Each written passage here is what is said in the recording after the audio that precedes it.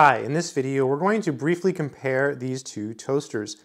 So on my left here we have this very stylish, heavy, high-end Café toaster, and on the right here we have a long slot toaster by Elite Gourmet. So let's start with this one here, the heavier one, which despite the size difference, this one is a little bit heavier. So this one will fit 2 pieces of bread, and it will fit bagels and bigger pieces because the slots are very wide and very long.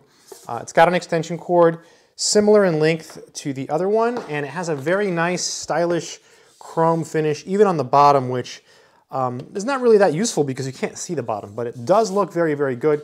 It also feels very well made. It's very heavy, whereas the Elite Gourmet toaster feels a lot more lightweight. It doesn't feel as sturdy as the other toaster. However, this is a long slot toaster, so you can fit a lot more bread in here, and you can fit longer pieces of bread in a toaster like this. So I feel like this is a more high-end fancy toaster, but it only fits 2 pieces of bread, whereas this one is kind of like a more budget level toaster, but you can fit more bread in it. I'm going to pan the camera down to show you some other stuff about these toasters so we can get a good look here. So the sturdiness is a factor. This toaster is very, very sturdy, so it's not going to slide around. When you push the cancel button, there's no movement, so it just stays in place. It's also a little bit taller than the Elite Gourmet toaster, but notice the size difference. I'm going to line them up here so you can see the difference, because I know many of you might have a small kitchen, and the footprint it makes in your kitchen is a deciding factor. So this one does take more room long-wise, but it's not as tall, right? This one is a little bit taller. There's about 1.5 inches or so, maybe 1 inch taller than this one.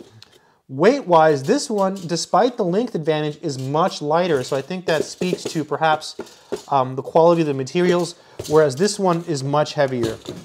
Also, this one is not, I mean, it's going to move around when you move it, but there's no reason to be pushing it, right? Because it goes up and down, and there's a cancel button on this one, and it's on the side. So both are great toasters. I think if you're looking for a toaster, you can't go wrong with both. I think they both serve kind of a unique purpose. You know, if you're looking for just a toaster for a space-saving kitchen and you want something really nice and sturdy and heavy and well-made, go with this one, the Café toaster. I love the chrome on this one.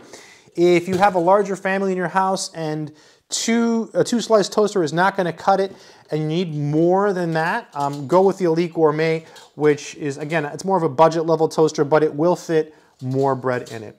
Both of them are great. I've used both of them on and off over the years. I've had the Elite Gourmet for probably about 1 year now, and I've had this one for probably less than 6 months, and they both work great.